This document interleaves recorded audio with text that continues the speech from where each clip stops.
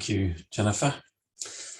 So welcome again, everybody. We've been running these webinar series for over a year now. We thought we were running out of topics, but we keep coming up with new ones, or ones where we can go a little deeper. And today we're going to look at Coreflood simulation. Now, what I'm going to be talking on that in that is not digital rock properties. And so I'm not going to discuss that area of core analysis, but I'm going to be discussing the need to simulate the Coreflood data, the test data on the standard plug analyses that we would do. For a variety of different properties, capillary pressure, potentially, and relative permeability.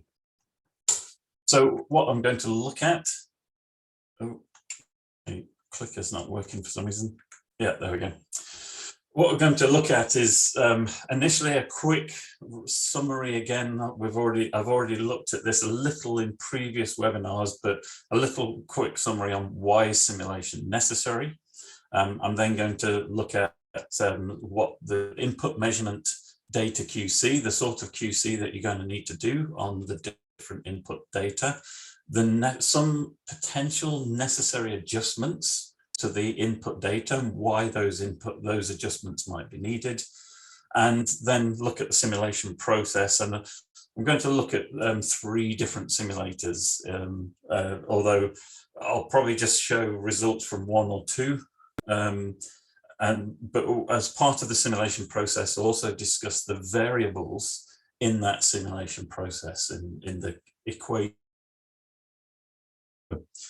To start off with, we'll ask a quick poll.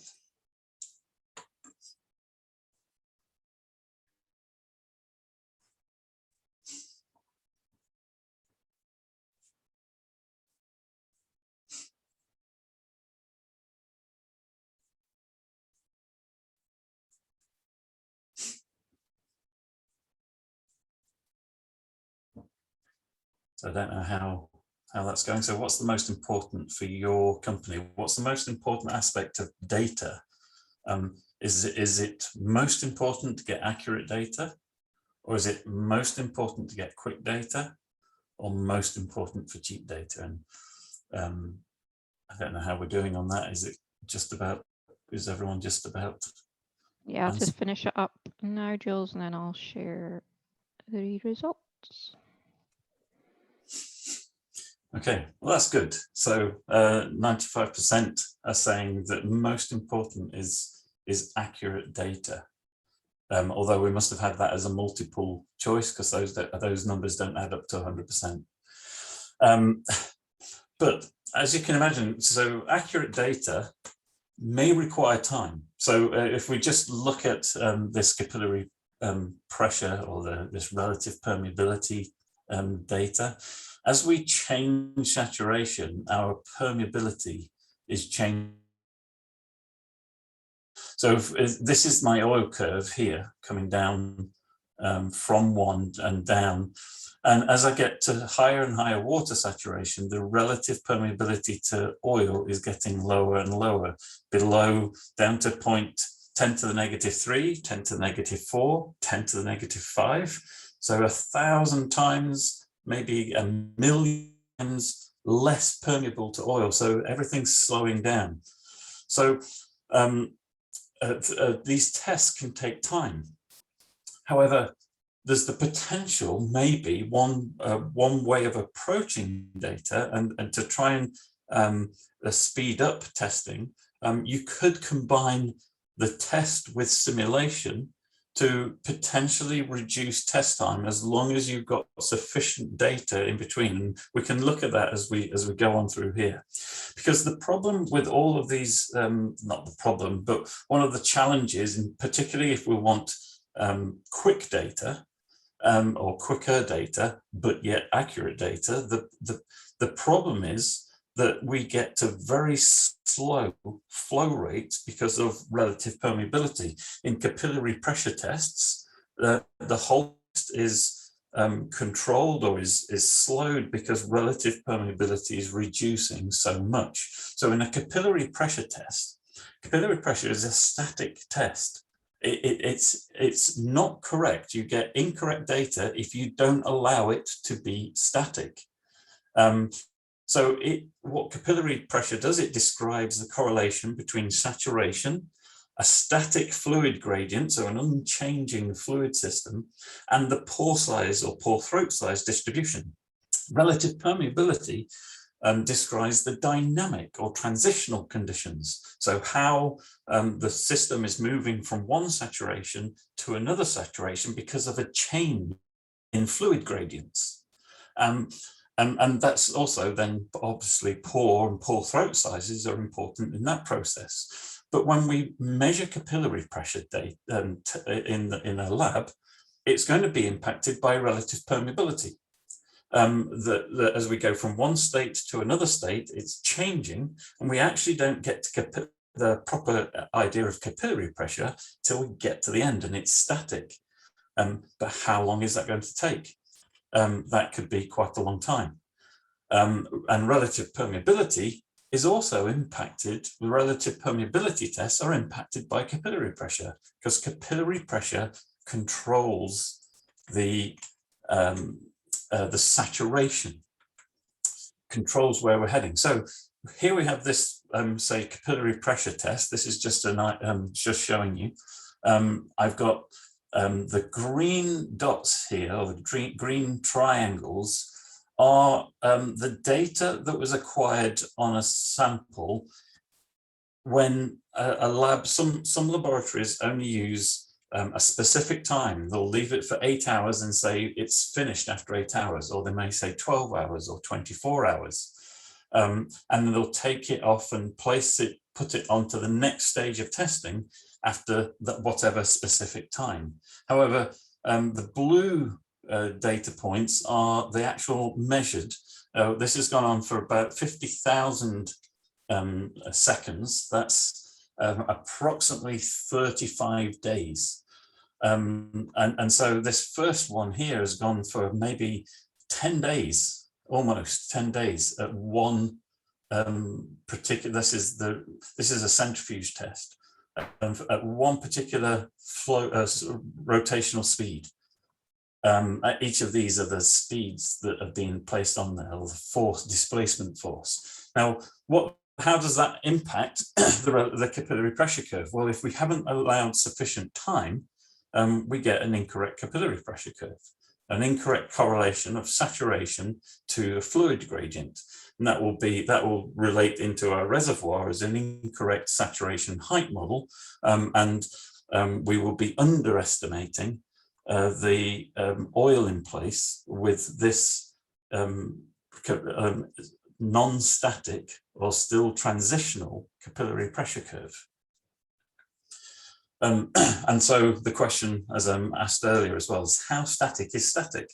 How long should you allow experiments to last? One of the ways that we can try and look at that and model that is by and get a truer data is by simulation.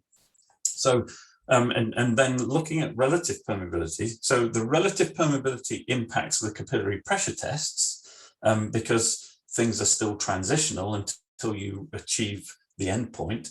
But capillary pressure controls or impacts the relative permeability tests, because relative permeability, saturation within the sample, is controlled by capillary pressure as a function of the fluid gradients. Now, as we run a test, we have a fluid gradient. We have to have a difference in the fluid pressures in order to get flow. And to then, because we're instigating a difference in fluid pressures, we build basically into that system a fluid pressure gradient.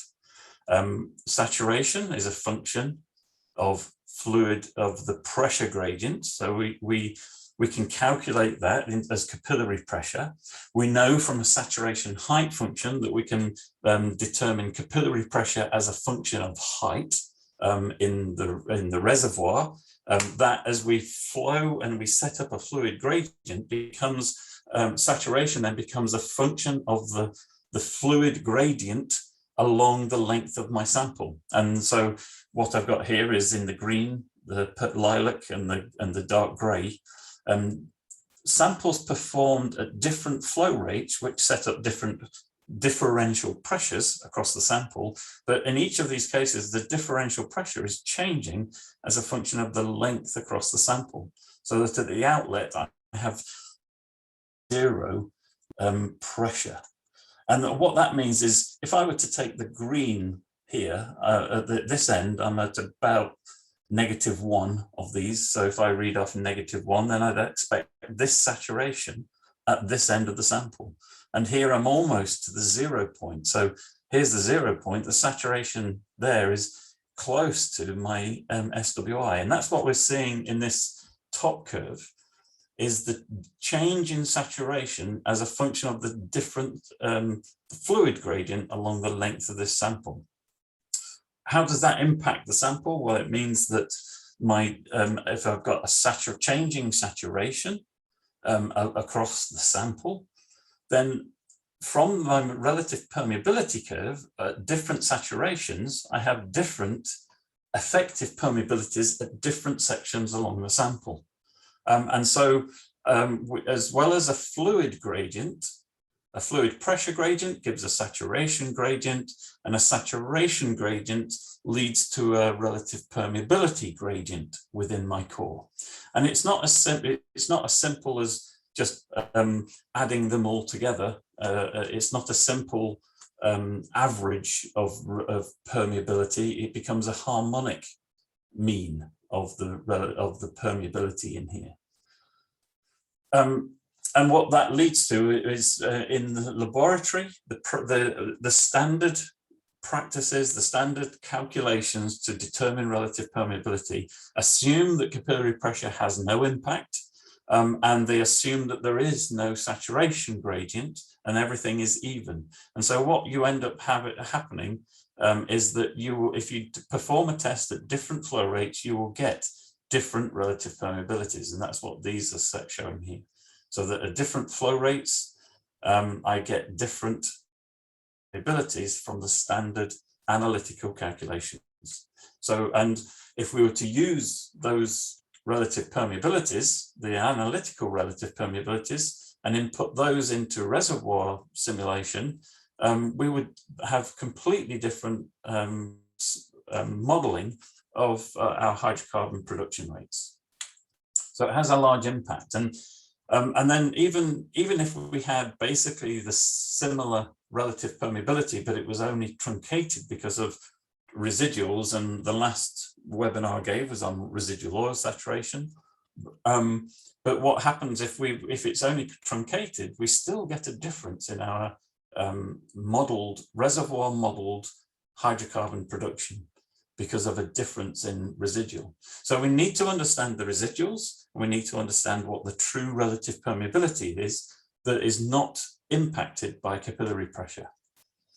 So the summary of all of that is that capillary pressure tends to overestimate our residual saturation and requires long stabilization times if we don't allow in sufficient time for the test.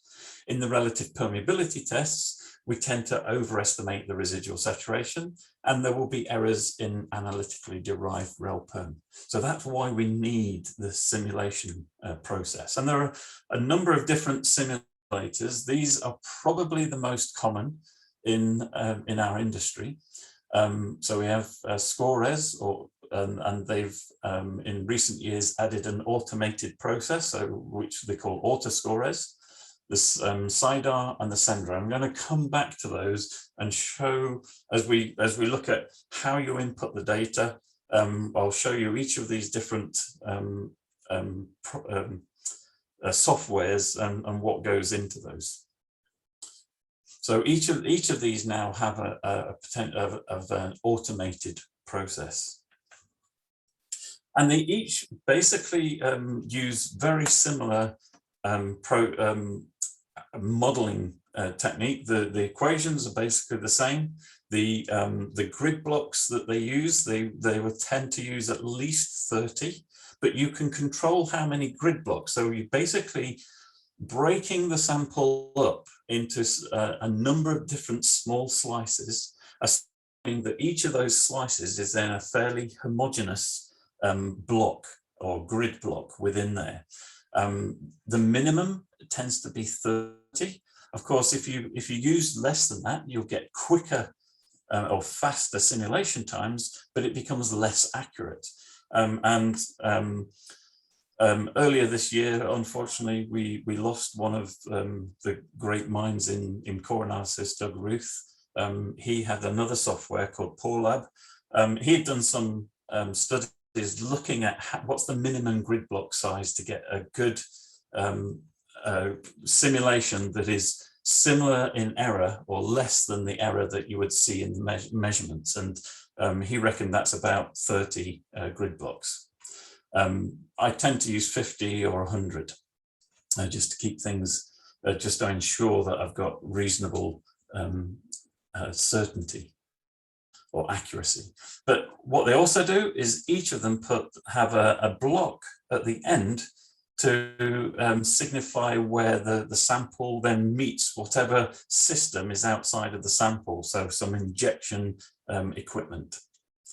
And one of them, Corez, actually begins to refine the block size towards the end. So you get smaller and smaller block sizes in order to describe the capillary end effects better towards the ends of the sample, because that's where most of the capillary end effect is observed, is at the boundaries of that sample. So input measurement data QC, what do we need to do? Well, I've basically been discussing a lot of this over all the webinars that we've been doing. You need to do saturation checks. You need to look at initial permeability correlations and make sure that the sample that you're looking at and the sample you've measured fits with all the other samples of that reservoir, that it makes sense, that it correlates with all the other data that you're observing. We need to look at the volumes displaced, and do volume displacement and weight checks or in situ monitoring. So we need to understand the change of saturation that's been going on. And then at the end, we want to also cross-correlate our final saturations. We want to, do a secondary measure of saturation, so that we can, if we've got a measure of or an understanding of what a saturation is at the start. So our saturation through a test is our initial saturation plus or minus, depending on whether we're in imbibition or drainage mode, plus some produced volume divided by the pore volume. And so if we think we know what our initial saturation is, and we know what volume we've produced through that, or what volume has been exchanged, then we should then understand what our final saturation is. And if we do an independent test of that final saturation, we should see that they correlate. And we can use various methods, Dean Stark, Carl Fisher, or miscible tracer dispersions to try and understand that final saturation. And I've put a note here, remember compaction corrections, so that some of our data may have been performed at ambient, and we need to understand the impact of compaction or stress or pressure around the sample as we've placed it maybe up to reservoir conditions, because that's going to reduce the pore volume. But if we were at SWI, the volume of water within that sample hasn't really changed as we bring that up to reservoir pressure. So that's going to change the pore volume, but it would change the pore volume. It doesn't change the water volume, but it changes that initial saturation because it exists in a smaller space. We want to correlate, make sure that our samples, SWI correlates, make sure endpoint permeabilities correlate and agree a lot, and we see good correlation throughout our reservoir system. We want to have some way of determining what our residual saturations are and that they correlate in some way to reservoir properties. so that we can begin to see that things hang together well. The next QC that you want to do is looking at the test data itself, because there are certain things that we're looking for. So in this is a typical unsteady state test. At the start of an unsteady state test, we're injecting water, and we're going to assume we're doing a water displacing oil. We're injecting water and we're producing oil. So the water flood front is moving through the sample, and it's pushing oil, banking oil ahead of it. And at some point, we get water breakthrough, and then we begin to get water and oil being produced. Now, through this process, if we've got incompressible fluids, the rate that oil is being produced should equal the rate that we're injecting. And we can check that. We can check the production rate here and check that it agrees with the rate that we've set on, or set on the pump system. And they should agree. If they don't agree, well, then we need to ask some questions. But at some point you have that, that breakthrough. Now, in the differential pressure, we should see some change in pressure. And obviously, this differential pressure is a little dependent on viscosity. So you may see something that's actually coming down if you've got a high viscous oil, but standardly we see differential pressure increasing, and at some point a peak and then a curvature down. And this peak is the point of breakthrough. And so the point that this peak and breakthrough point in the production should meet, or they should be similar. If they're not similar or very close, then you begin to need to ask some questions of how the data is being measured, what corrections have needed to be made, etc. And then at the end, this production data, you've got a differential pressure. Now, using the differential pressure, you can use Darcy's equation and calculate the permeability, and it should agree with the permeability that the lab has reported. And also the saturation there, we can, as I've just discussed before, we can check the saturation. Now, if we're in a steady state process, we can there's not a lot other than understanding the endpoint permeabilities. There's not a great amount we can double check. From our in situ monitoring process or the production process, we should be monitoring that as a function of time. And the data that's input from the laboratory tends to be the endpoints of each of the fractions that have been used. So we can take that production volume, place it into this saturation calculation and double check the data that has been saturation data that has been provided by the lab. We can also take the differential pressure data, input those, and calculate effective permeability based on Darcy's equation, because we know our flow rate, we know length area of the sample, we've measured the differential pressure, we know the viscosity. So we can calculate effective permeability. And then effective permeability divided by some reference perm is our relative permeability. So we can double, as you can see in this differential pressure trace, some of the points are slightly off. And if the lab has taken a measurement, just as you've had a little spike in the pressure, then of course it may lead to incorrect data. So this is why you want to do this quality control check, just to make sure that the relative permeability calculation agrees with what the measurements have made. So those are some of the quality control things you're going to need, processes you're going to need to perform. But also potentially some necessary adjustments to the data. Now, some of those adjustments, generally the most common ones, bulk volume or porosity. You need to adjust for fluid head pressure, potentially, gas compressibility if you're doing a gas test, and capillary pressure. So just to explain those, the bulk volume in the simulator, the simulators, it will depend on what simulator you're using and how it inputs its the sample or plug parameters. If it requests bulk volume and porosity only, and most of these simulators have changed and updated so that you can input pore volume directly. But initially, and sometimes still, you may be only inputting bulk volume and porosity. Now, the way that the simulator calculates bulk volume would be length times area of the sample, which is assuming this is a perfect cylinder. And if you have a sample that's not a perfect cylinder, and that's most samples, then any deviation from a perfect cylinder will calculate as additional pore volume. And that can be 5% error in potentially. So a 1% error in the bulk volume could be up to 5% saturation error.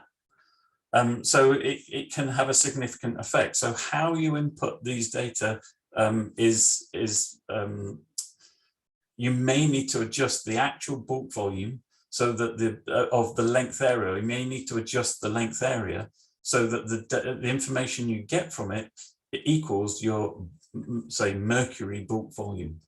There are correlations that you can use because obviously you don't want to change the length and area too much, and you want to keep the dimensions of it, or the ratio of the dimensions, roughly similar as you change the bulk volume.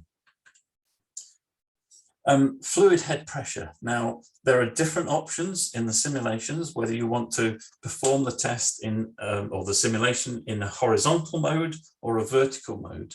And the test itself will have been performed either vertically or horizontally.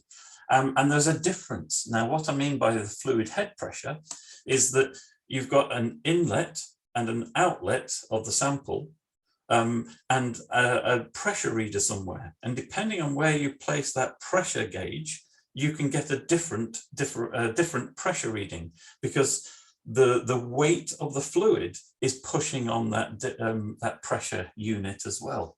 And in a horizontal, so this dark line here is the horizontal test. When this was performed vertically, so this particular simulator assumes that the pressure reader is level with the bottom of the sample.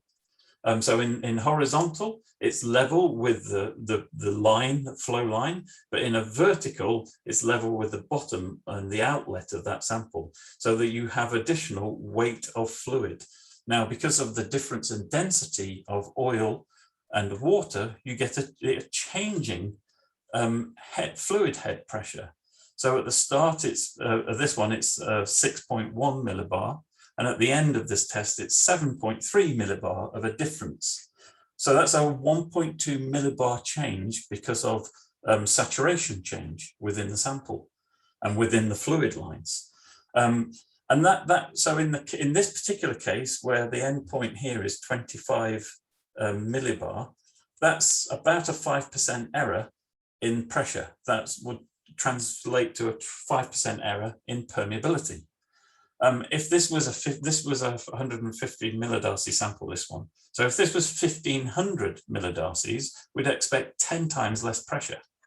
And then 1.2 millibar change is a 50% error. So it can have a significant impact. So you need to understand the head pressures and make adjustments before you put it into the simulator, or understand the orientation of the test, etc. So it's important. Gas compressibility. If you're using gas, different simulators will handle this differently. So I know this may have been updated, but the last time I ran a gas test in Sendra, the way it handled compressibility was only the compressibility of the differential pressure. So you might need to adjust compressibility, not put in the real compressibility at 250 bar, but only a compressibility between, say, 250 and 251 bar if these were your pressure range of a test.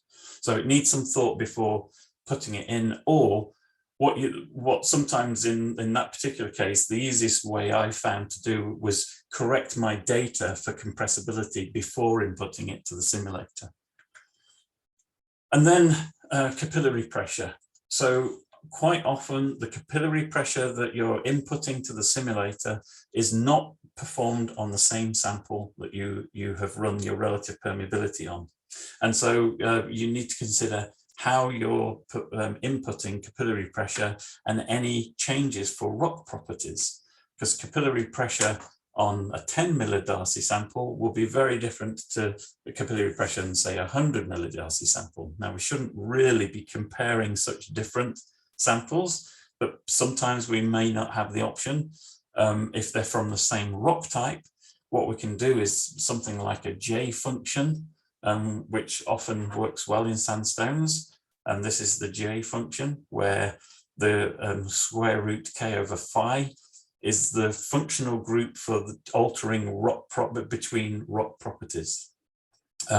If you're in a carbonate system, you may need to find some other correlation, and that will require discussion with the petrophysicist to look at what the saturation height function is being used and how it's correlating with reservoir or rock properties. But you will need to adjust capillary pressure if you haven't measured on the exact sample. So those are all a quick summary of the theory of why we're doing this and the physics of what's interfering with each other, capillary pressure and rel perm, of what input measurement QC you require and what adjustments you might need. Now let's quickly look at the simulation process itself. So there are a variety of different models we can use to model relative permeability. So these are a list of them. I'll quickly go through some of those. You've got the Corey or Brooks-Corey. This is the equation for calculating a Brooks-Corey, where you've got normalized saturation. So normalized saturation would be the saturation minus, say, SWI divided by 1 minus SWI minus SOR. Now that's relating relative permeability to some fixed endpoint, and that's some maximum endpoint at residual saturation or initial saturation conditions. And the curvature is described by this exponent, NO or NW or NG if you're using gas. And this is the impact that changing N has on those curves. You could use a Sigma-McCaffrey, which is a slight variation on the Corey function, where we've added in a term A for, say, water and B for oil. And this is if we keep N as equal 3, this is the impact that changing A has, or increasing B reduces the curvature at portions of that sample, of that curve, sorry, of saturation.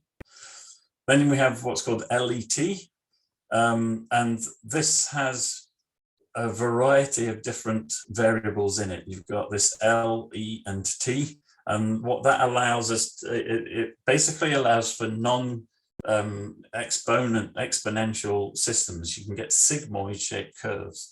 So E is sometimes termed as the elevation, and it controls the major, almost the Corey type function curvature of those curves, whilst L is the low saturation, low relative permeability point, and T is the top of the relative permeability. So it's changing the curvature at the top or at the lower part of the curve. And then you have Chierici, which is given by this type of form. So there are a variety of different models that could be used. I tend to use either Corey or LET, just from either go from a very fixed system with only 2 variables or 2 additional variables to a very flexible system with maybe 6 variables. And then we have the Burdeen which is similar to, it uses the Brooks-Corey, but also then transfers this lambda term into a term it comes from capillary pressure. So Verdine was saying that the relative permeability is also controlled by Porth-Roseite's distribution. And so he came up with these terms here to describe relative permeability as a function of lambda from the lambda of the Brooks-Corey correlation for capillary pressure. So those are relative permeability. We also then have capillary pressure to describe. So there are a variety of ways of describing capillary pressure, either in a drainage or an imbibition mode. So one of those is a log beta. We have log beta, Shaveland, and LET are probably the most common when we're looking at a Coreflood simulation, often because we're looking at relative permeability imbibition process, and there are very few that deal with imbibition. But the log beta is one. You can either have it as primary drainage, primary imbibition, or some a crossover function, as you sometimes or often will actually get. So you get the spontaneous imbibition and the forced imbibition. And this is the equation for the log beta function.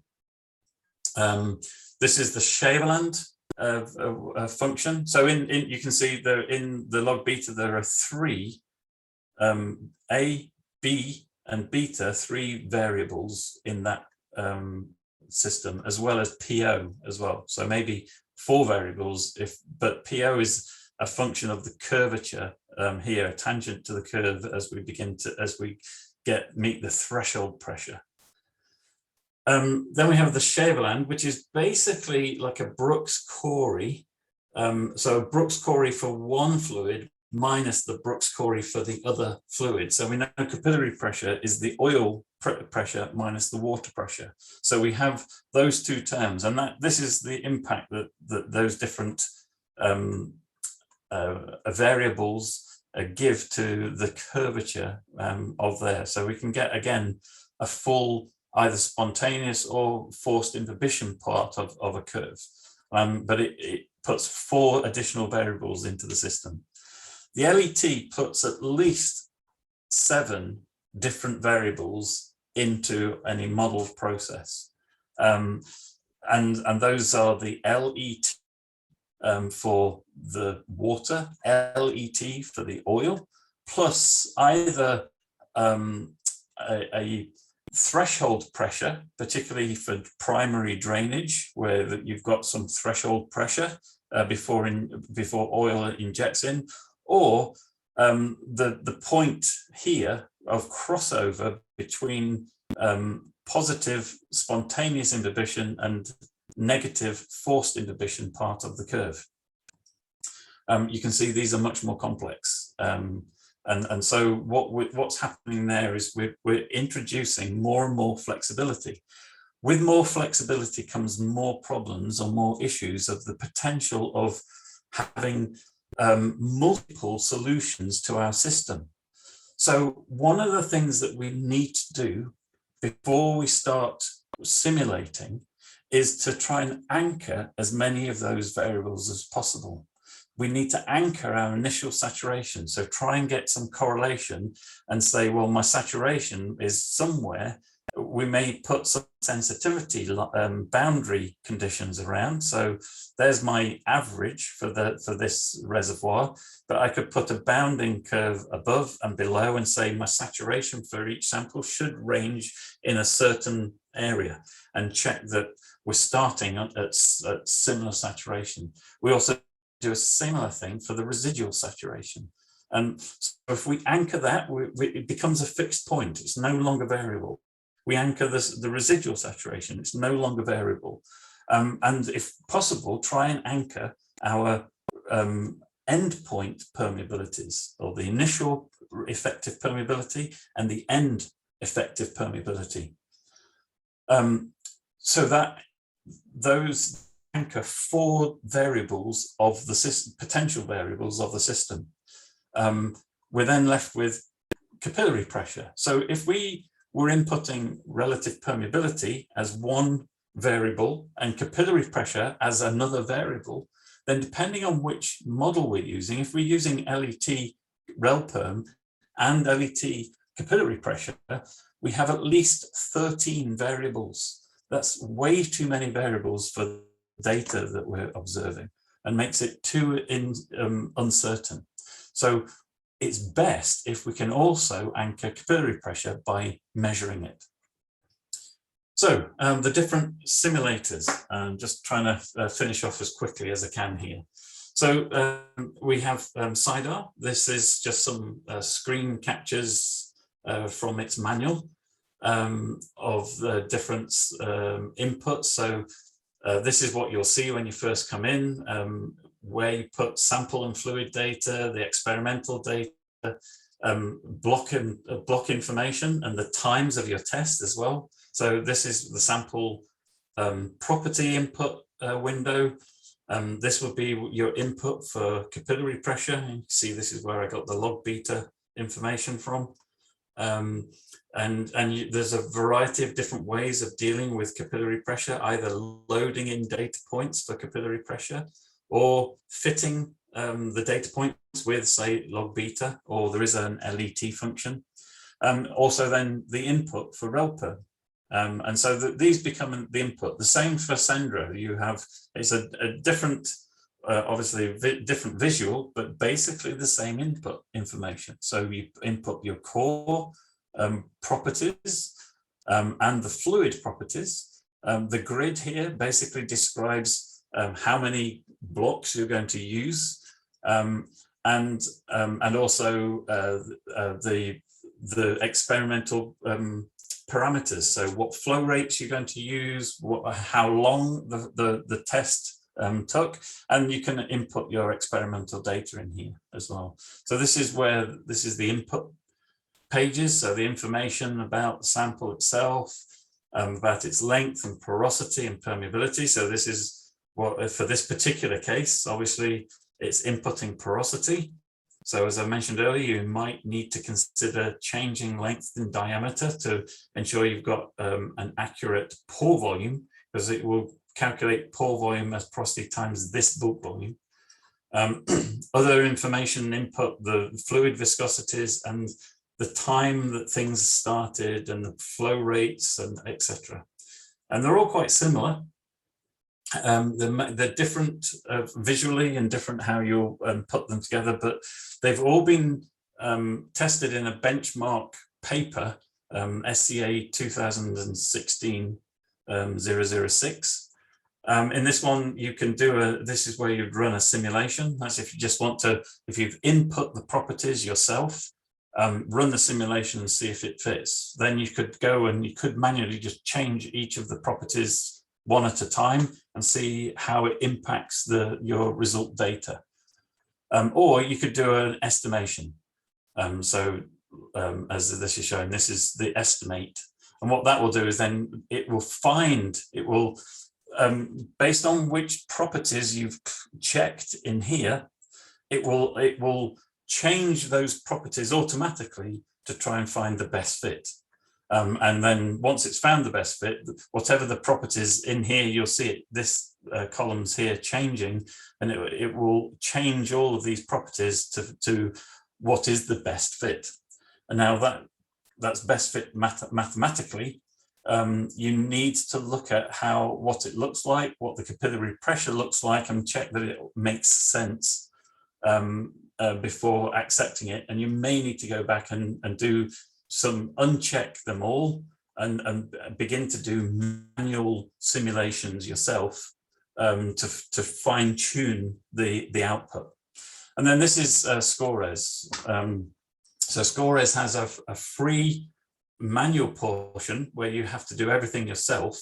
You input the relative permeability and the capillary pressure data yourself, and it sends you an email back with the output properties. And then you can check the output properties with your production data or your test data. And if they don't match, go and change your input properties and redo it. So it's very time consuming and manual, but it's free. But then it also has the autoscores part. But basically, there's the fluid and core input portion. Here's your relative permeability and capillary pressure input, and also the experimental time and flow rate information. This is for steady state. And then simulator controls of how quick you want to do it, etc., and then submit it. So the process itself, what you should do is first run with a capillary pressure of 0. So don't put input capillary pressure, make it equal to 0. And what that should do, that should match your laboratory production data with the laboratory relative permeability data. It should basically overlay. If they don't overlay, there's a problem somewhere. So that then you go back to the laboratory data and you start searching the problem is. Because if it doesn't fit there, there's no point in going forward and attempting to find the best fit, because there was a problem somewhere in the test sequence or in the way that the lab has provided the data to you, and you need to dig into what has actually happened and why it's changing. But what you would do is you'd hope to see a change, and what you start off from that. Once you've done a PC0, if you find that that's a good match, you then start going in and looking at changing the input rel perm and capillary pressure, or doing that estimation process. So this is, if I was to provide a base case of these production, differential pressure, and the saturation along the sample at different times through the test. If I change the relative permeability to oil to this dotted line, this is the impact it has. So it had very little impact on the production curve, and it had some impact on capillary pressure, and it had some minor impact on saturation as well. This is just showing you that it's pretty minor impact on saturation. But if I were to change, so taking that, rather than changing relative permeability, if I change capillary pressure to the dotted lines now, that has a significant impact on both differential pressure, on the production, and on the saturation curve. So you can see how capillary pressure is an important control on that relative permeability process. And this is just some ones. This was taken from a presentation Jos Mas gave to the SCA, just as he introduced the autoscores, showing some original data. So what autoscores allows is multiple samples, if they're from the same rock type and have the same basically J function, then you can input data from several samples and try and get all of them to match with a single rel perm and a single capillary pressure. And so what happens is it starts to auto match and comes to the best, tries to find the best match. So starting off from a poor match, and gradually as it estimates on the different changes the different parameters of the models, comes onto a best fit. And that's several samples in one go. Okay, so to summarize and to conclude, so always perform everything at representative wettability and perform with representative samples, but before simulating, QC your input data, perform any necessary corrections like fluid head properties and things like that, derive correlations to your reservoir properties so that you can try and anchor the different variables of the system, and then use Coreflood simulation to derive your true relative permeability, incorporating those variables, capillary pressure, and some unique input, relative permeability input. Okay, thank you. And we will move to question time. So Jennifer, you said that some questions had come in already. Yeah, we do have some questions already, Jules. There's also some questions in the Q&A there. Just looking at some of the ones that came in already. Cover simulation of spontaneous imbibition process.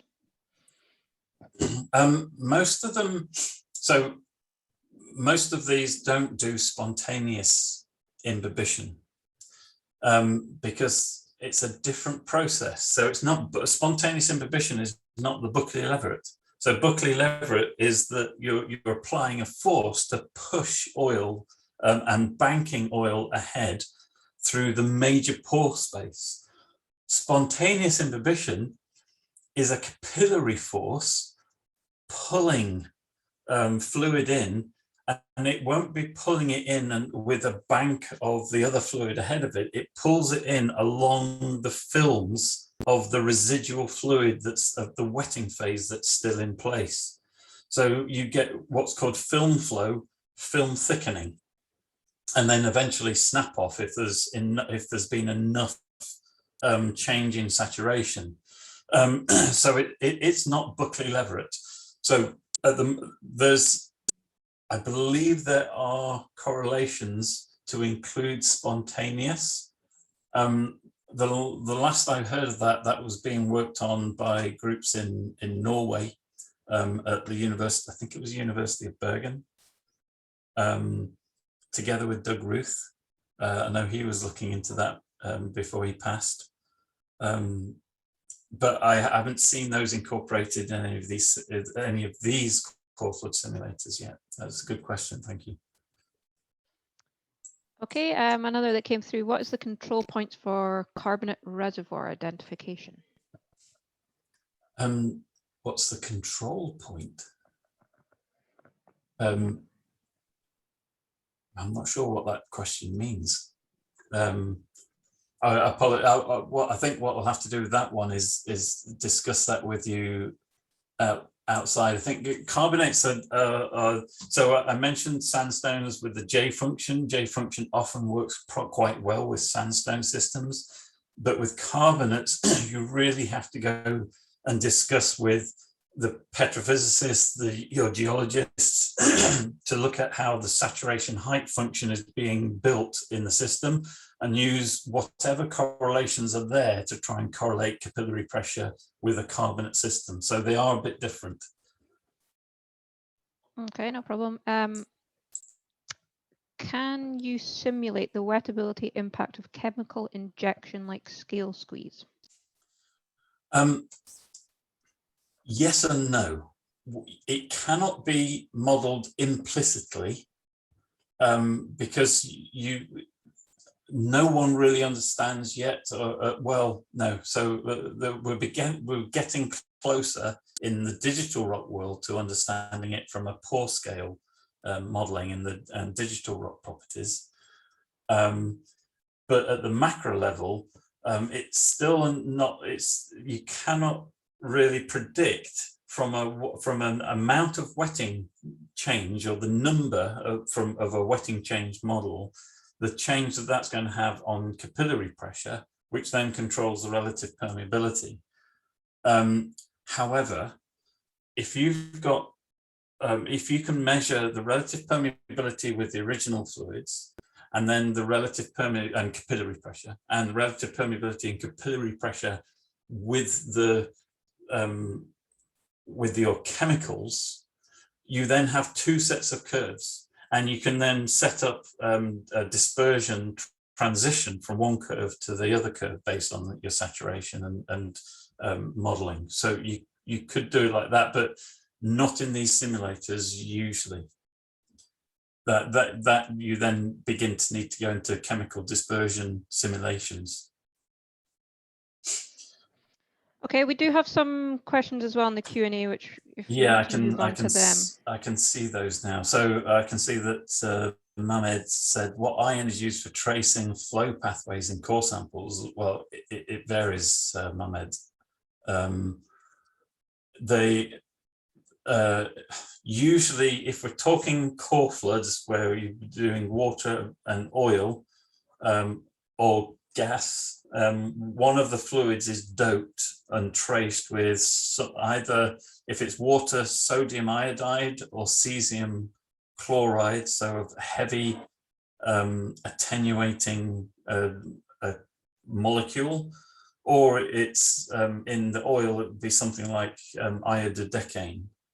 Again, it's so you're putting in a halogen, which are strongly attenuating to X-rays, and you're then measuring X-rays. But it depends how you're measuring.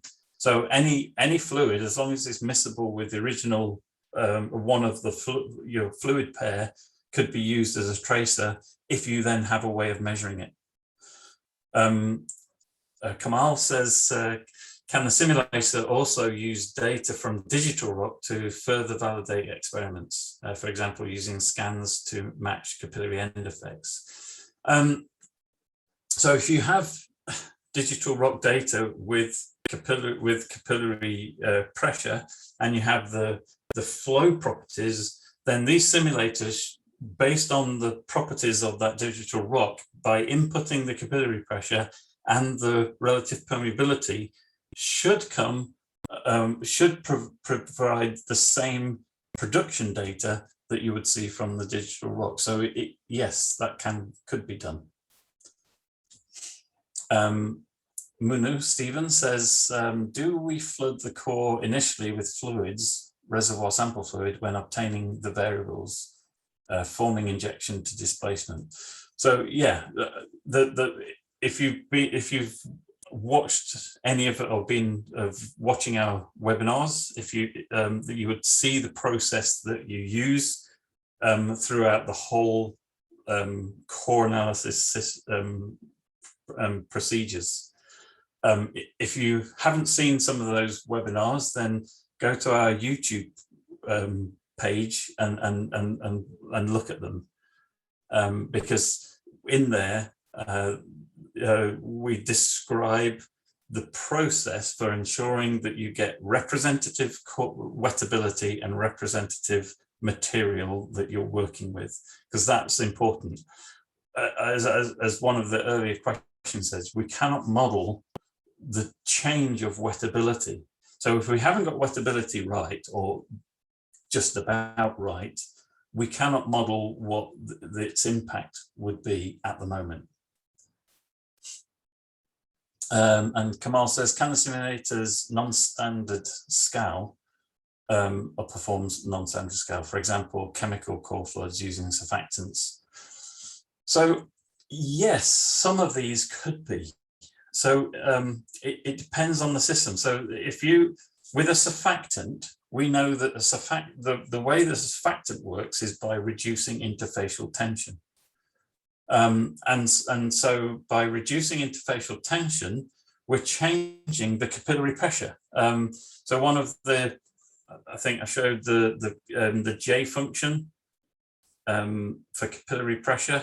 I can't remember where it was now. Yeah, it was before this. So the J function is basically some correlate. There it is. A capillary pressure, sigma cos theta. So this is interfacial tension, and by changing interfacial tension, we change capillary pressure, and that has an impact on residual saturations for the pressure being applied, etc. So it's something that can be modelled if you know the relative permeability and the capillary pressures. But it will depend. And similarly for polymer, really all that polymer is mainly doing, there are some other impacts which you might need to consider, but it's mainly looking at a change in viscosity. So that could be modeled in this in these as well. Layli says, many thanks for the great and interesting question. I would ask if these simulators consider miscible conditions, or they work only for immiscible conditions. These particular simulators, the Coreflood simulators, generally are only for immiscible conditions. Generally, if you've got fully miscible system, you don't need rel perm, because the relative permeability is 1. And any deviation from 1 is then heterogeneity of your system. And so generally you're not looking, these Coreflood simulators are really designed to, because as I was explaining early on, the capillary pressure impacts the relative permeability data, and relative permeability impacts capillary pressure data. So they're really just designed to correct the base scale data. That you can use them for certain things outside of that standard scale process, but you really have to think how you're managing that and what the case is. If you want to go to miscible systems, you then need to go to probably some of the reservoir simulators, but which could be designed to build your mesh of the simulator to the same size as your core, but you need to ensure you've got enough blocks or grids within that core sample to get an accurate simulation of the system. And you need to then do things like turn diffusion on in those simulators. What's the underlying equations, principles under these Coreflood simulators? Is it similar to Darcy equation in the normal flow simulator like Eclipse? Yes. So it's exactly the same underlying principles. In fact, Corex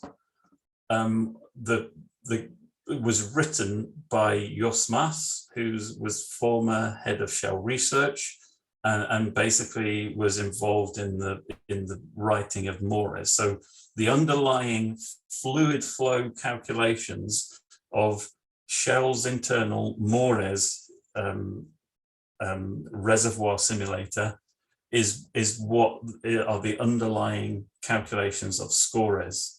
And when Jos left Shell, he was allowed to take the Corex portion, his fluid flow properties, with him, and so put Corex out there as originally just a manual process, as a free for people to use, and it's a very useful tool to look at how changing oil permeability, relative permeability to oil, changes the production profile, how changing capillary pressure impacts that, etc., and doing it on a manual process, so it's not all just done as a black box of estimate and this is the answer.